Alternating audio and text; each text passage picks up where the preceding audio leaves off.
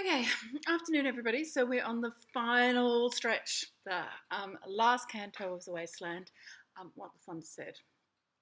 Now, this is really interesting because what the Thunder said either implies that there is an answer or that, again, we're futilely looking for answers for somewhere that aren't actually, that are really not going to provide anything, because what does actually Thunder say?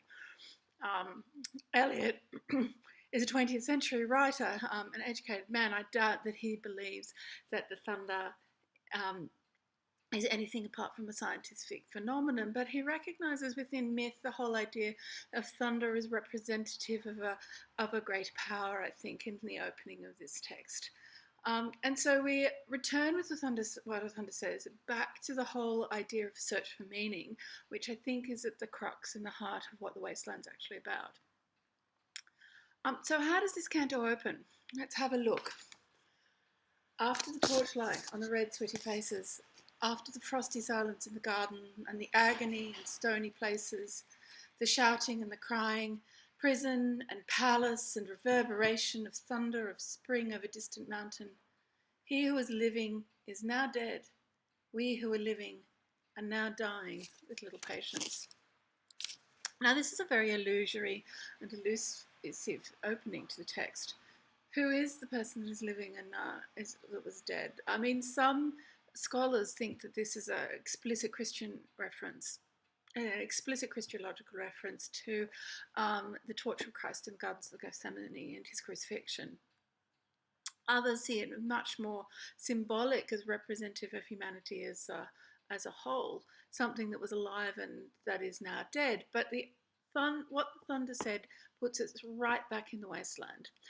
And a reminder and a link, of course, to Phlebas the Phoenician out of death by water, because we are dead, or and if we're not dead, we are dying. Remember Phlebas, who was once tall and handsome as you, returns to we are living and dying. Who the narrative voice in this section of the poem is again not particularly distinct. It's probably the poetic voice of the author, the poetic voice of the text. But who that actually is, whether that's Eliot speaking, whether it's a symbolic representation of humanity as the voice of the poem, it's really hard to tell, and it isn't particularly clear. It's another layer and level of fragmentation that we actually get with the opening of the poem. With a little patience. We're waiting to die, I think. It's a really interesting thing. We don't have a lot of patience, but we have a little. We are living and waiting to die, but we wait. It's not something we're in a rush to hurry along. And once we get past this representation of suffering, this representation of sorrow, this reminder of the fragility of human life and the fragility of the things that human life actually creates, the civilization.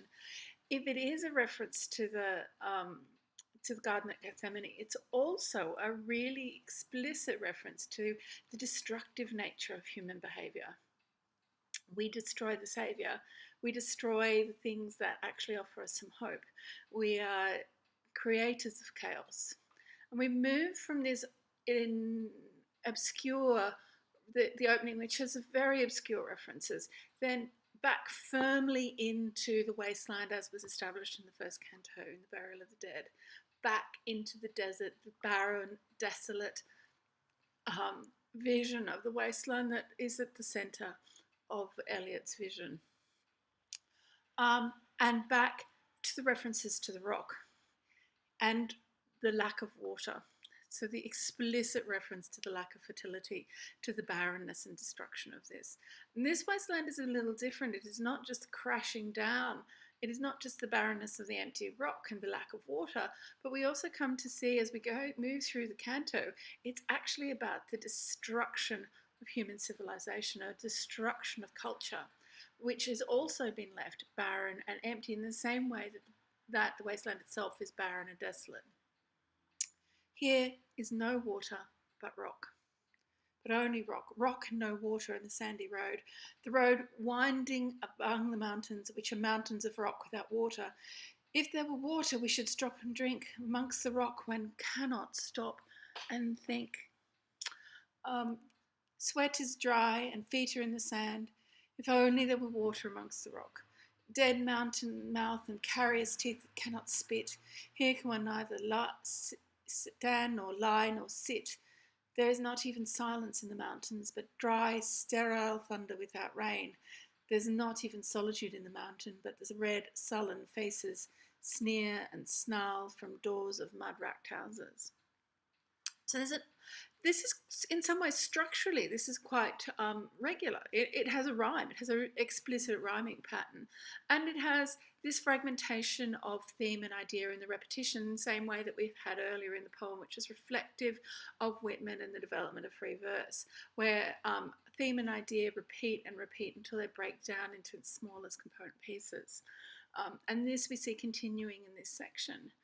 So here we return to the wasteland of civilization that is empty, desolate, inexorable. We cannot escape, we cannot find release from it, but it is not solitary. Here it is a picture of a civilization, I think, that is completely disassociated from itself, an apocalyptic vision of community that has become completely fragmented. We're not alone, but we're not connected either. There is the snarling savagery of this destruction of civilization and the sense of despair that's evident in the failure to be able to think or drink. We cannot do anything except be pushed through. Now, in this section of the Wasteland, we have a huge amount of movement. This is actually a literal journey as well as being a metaphysical and metaphorical one. So in this section, we journey with the poetic voice through the wasteland, and eventually by the time we get to the ending of the canto and the ending of the poem, we've come to some sort of resolution, not necessarily the resolution that's wanted at the beginning, but to a resolution, which is this struggle for meaning and understanding that we actually see within the text. And we continue in the next section. This again is an inexorability, rock, and if there were water, this despairing cry for help that's not being answered. If there were water and no rock, if there were rock and water and a pool, if there were anything, if there were even the sound of water, if there was some semblance of hope that we could escape from this barrenness. And this hope, this linking to the natural world, the promises of spring, the cicada and the hermit thrush and springing, and the sound, the onomatopoeic sound that the hermit thrush makes, drip, drop, drip, drop, drop, drop, drop, drop. But there is no water. Hope is futile and vain, it feels at this point, and we're stuck. And then we come to the most perhaps enigmatic reference in the entire text. Who is the third who always walks beside you? Now, if we go back to Burial of the Dead, there is that odd reference to the man who will show us the figure, the strange, mysterious figure who will show us meaning out of the wasteland. I will show you fear and a handful of dust. Come with me underneath. I'll show you something more than we have. And here we have, again, an enigmatic figure. Is it the same figure from the wasteland in the opening canto? And that's really not particularly distinct, but certainly there are readings of the poem that actually see that as that same elusive figure, meaning in despair, some sort of congruence, some sort of resolution out of this, that there is actually some meaning that's going to come out of this wasteland, perhaps this first glimmer of hope. But it is a figure that is completely elusive. You cannot actually get there. The man says, when I count, there are only you and I together. But there's a third that always walks beside him. But when I look ahead, up the white road, there is always another one walking beside you, gliding, wrapped in a brown mantle, hooded. I do not know whether a man or a woman, but who is that on the other side of you? Is it death? There are plenty of readings that think that it is, particularly with the hooded mantle. Is it hope? Is it our past? Is it the possibility of the future? Who is it? There is no answer. In the wasteland and in modernist literature as a whole, there are no easy tied up in a bow. This is not Christ that walks behind you who's going to lift you up and carry all your burdens away. It is an ever-present fear. Is it the soul? And that is another possibility. Um, Eliot is actually really interested in the soul.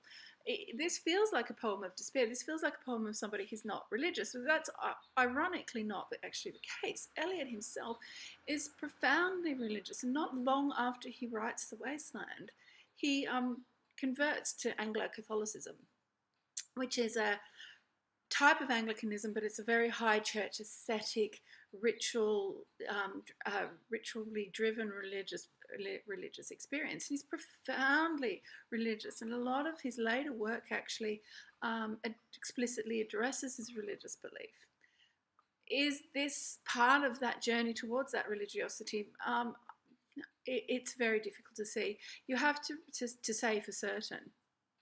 Eliot originally writes this whole poem in a moment of existential despair of his own reason. When he's in Lausanne in Switzerland, when he starts this in 1919, the reason he is in Lausanne is because he's had a mental breakdown, a nervous breakdown. Um, so you have the personal, the political, the social, constructional, all, and the destruction of his marriage, all pressures that are building on Eliot in 1919. And out of that, he creates this remarkable piece of literature. And it is a literature about struggle, not about metaphysical struggle. It's about struggle for meaning and struggle for understanding. So it could be the soul, it could be the human psyche that walks beside him, and this struggle to understand meaning out of that. And then you have a shift from the despair of the wasteland, which is in its ultimate barrenness, to this discussion of clouds and sound.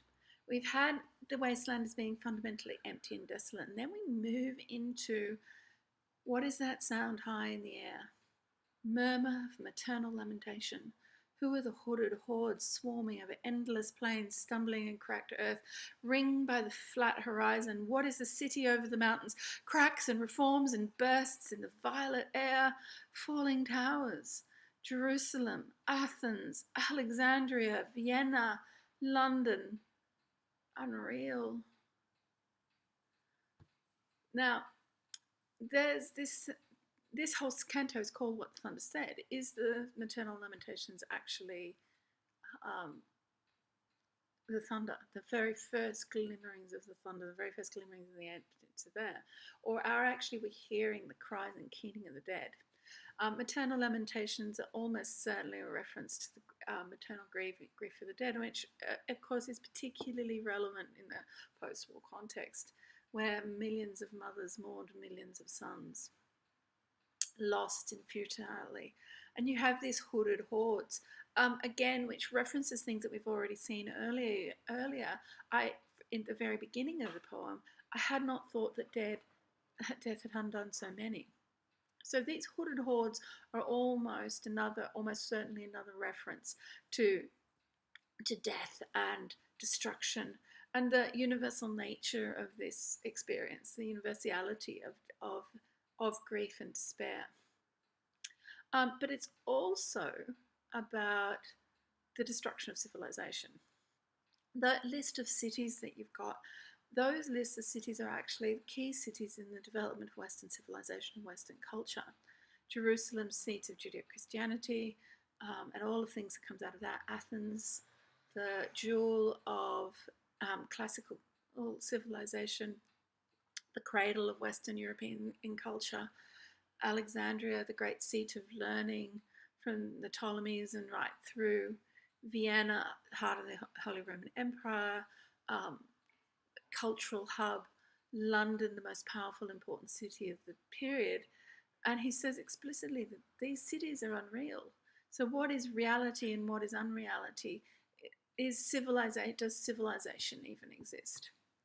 Now, out of this section, you have one of those other beautiful phrases, the violet hour recurring. Remember, we talked about this from the second canto, the violet hour. And this beautiful transition between day and night, the transition between life and death, this moment caught between both.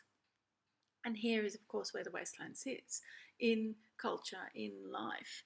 It's a momentary sense of despair. It's a sense of despair that's caught between living and dying. It's between understanding and confusion. But it's also such a beautiful image, that violet hour, the softness of that, the depth of color, the intrinsic beauty in that moment. And we see more of this. This phrase recurs again in this section. And then you have this amazing imagery in this next section. A woman drew her long black hair out tight and fiddled whisper music on the strings, and bats with baby faces in the violet light whistled and beat their wings and crawled head downward down a blackened wall and upside down in air with towers tolling reminiscent bells that kept the hours and voices singing out of empty cisterns and exhausted wells.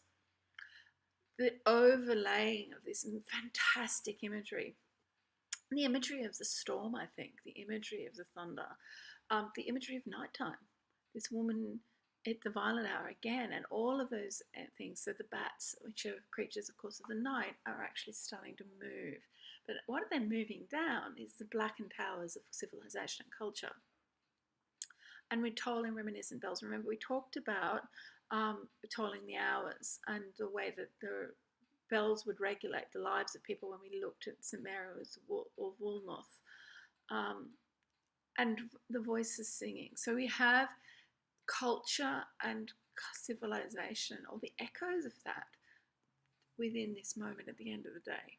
They're not completely gone. We hear memories of what was there. But of course, it's overlaid over destruction, over the blackened walls, blackened by fire, blackened by destruction. And in this decayed hole, in the center of the wasteland, in the middles of the ruins of civilization, above the tumbled graves, about the empty chapel, at this moment, T.S. Eliot feels despair about religion. He feels despair about the promises of the soul. There is no promise in faith. There is no hope for the future. There is perhaps no soul at all.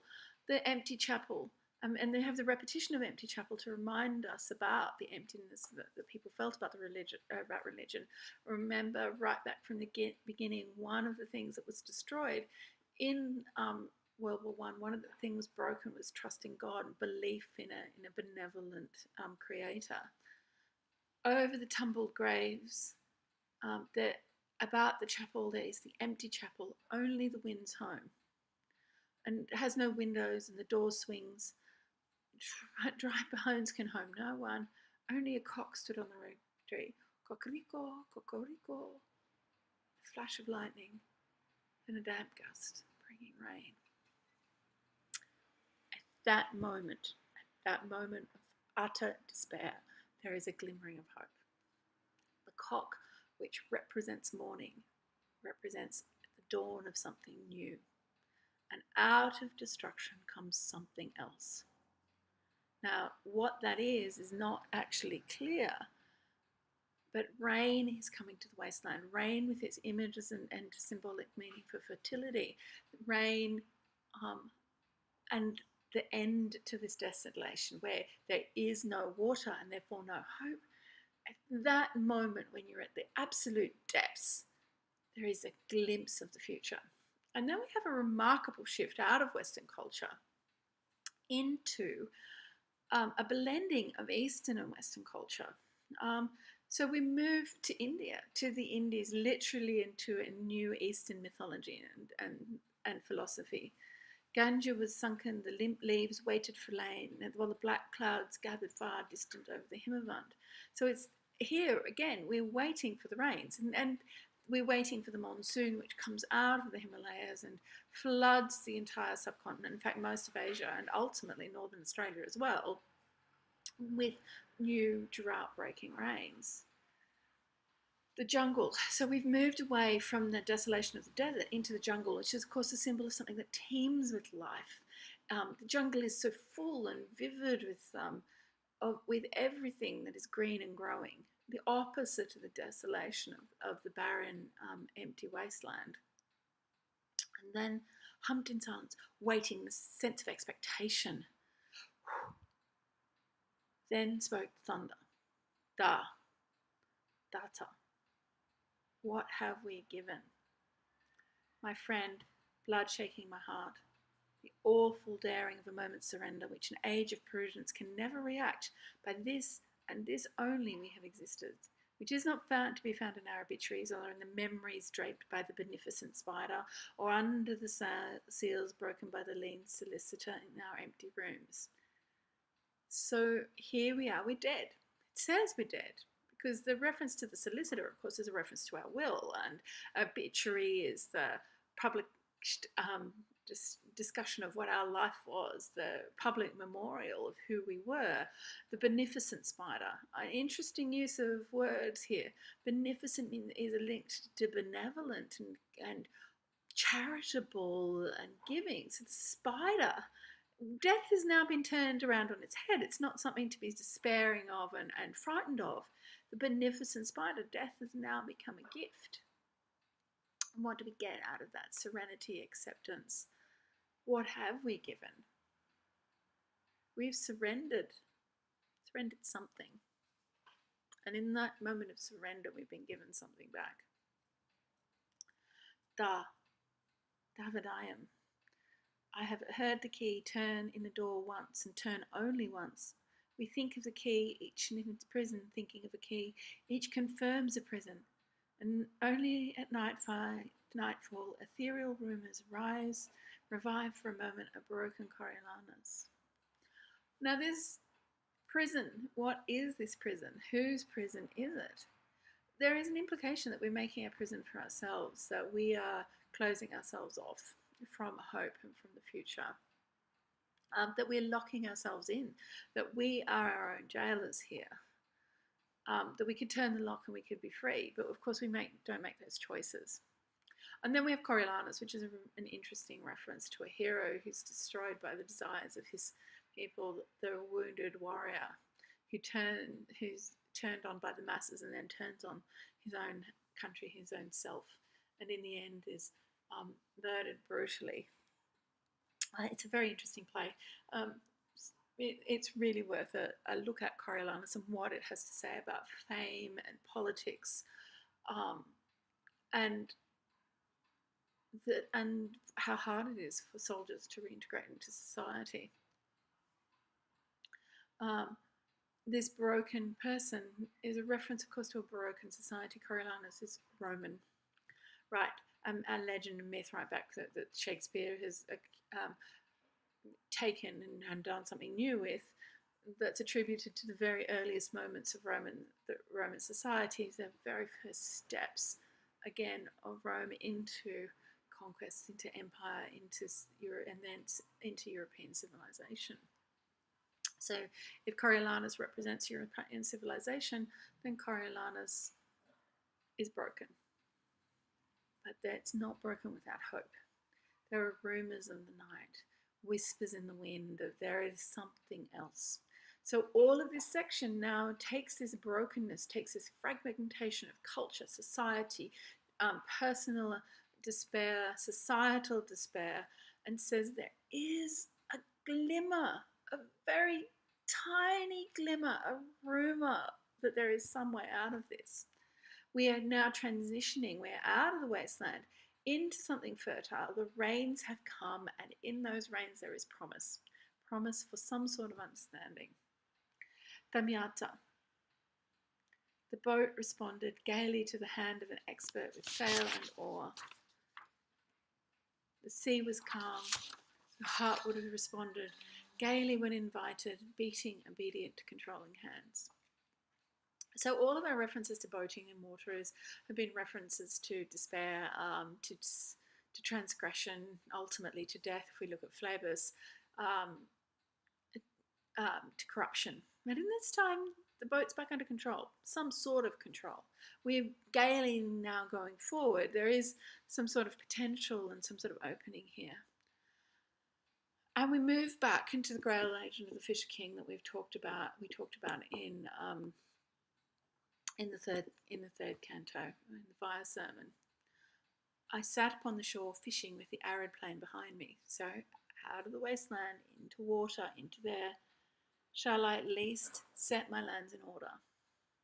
Now, the Fisher King's legend ends in tragedy, but the Fisher King now is, instead of struggling in despair against the inevitability of his own death and the destruction of his society, is trying to create some order and some meaning out of that. So at least there is acceptance of the fact that he lives in a world of chaos and he lives in a world without meaning. But London Bridge is still falling down, regardless of whether the Fisher King accepts that or not. Civilization as it was is not there anymore. London Bridge is all of those things about culture and civilization that have fragmented and broken. If London represents the heart of the world, and in early 1920 it is the heart of the world, the most powerful and important city on the planet, it's the key to empire control, it's the victor in the war, it's a cultural hub. London is very important, and yet it's falling down. The bridges that London has actually made to culture in the past, those bridges are broken. And then we move into the reference to the symbolist playwright, the French one Hieronymus, and again we are lost. Things have been abolished. The tour has been abolished. The Prince of Aquitaine, the connection to culture, connection to the past has been abolished. Swallow. This bird that's often representative in culture and art of connection, of travel and return, distant things that are returning to home, whatever we've got, that's all gone. But out of that, these fragments that I've shown against my ruins, the fragments of culture, the fragments of civilization, the fragments of the past, there is no denying that that's the destruction of those things. They've been destroyed. But then I'll put them up against my world. I'll shore them up. Literally, I'll hold my world up with these fragments. These fragments I've shored against my ruins. Then whatever the fragments of those past is, whatever that connection to civilization, I've collected them up and I'm using them as stanchions to hold up my world. And I'll fit you. But Hieronymus mad again. Man, this doesn't lead us to any necessary answers that don't lead us out of the wasteland. And because Hieronymus mad again, it doesn't lead us necessarily out of madness. It doesn't promise that we're going to have any understanding, but it does say that out of despair can come some meaning, and we can just continue. Data Davidayam Damyata Shanti Shanti Shanti. Now, Shanti Shanti Shanti is peace, but it's not peace that's finished. There's no full stop. There's a promise of peace, but there's no answer. And that is when we get to the end of the poem. And I want to leave you with a quote from T.S. Eliot. Now, this is out of his PhD dissertation. Eliot had a doctorate in philosophy, and literally in philosophy, because he was writing on a philosopher. He goes, the life of a soul does not consist in the contemplation of one consistent world, but in the painful task of unifying to a greater or less extent jarring and incomplete ones, and passing wherever possible from two or more discordant viewpoints to a higher which shall somehow include and transmute them. And I think this is what the Wasteland is trying to do. It's trying to come to terms with a fragmented world. It's trying to come to terms with a sense of ideas that lead into the future that we just don't necessarily understand. We are transcending this experience of this broken culture, this broken world, and trying to move into something new. Now, that new is not a given. That is new is fragmented and broken. That new does not provide us with any easy answers. But what it does provide us is a chance to move forward, that there is a possibility of making meaning out of chaos, or at least finding our own path through that chaos. And through that journey, then we will come to some understanding of something. And this is why the Wasteland is important. I hope by the end of all these lectures and the end of the poem that you have come to some understanding of yourself, of this sense of the chaotic 21st century, and an understanding of how beautiful and how important T.S. Eliot's seminal work actually is.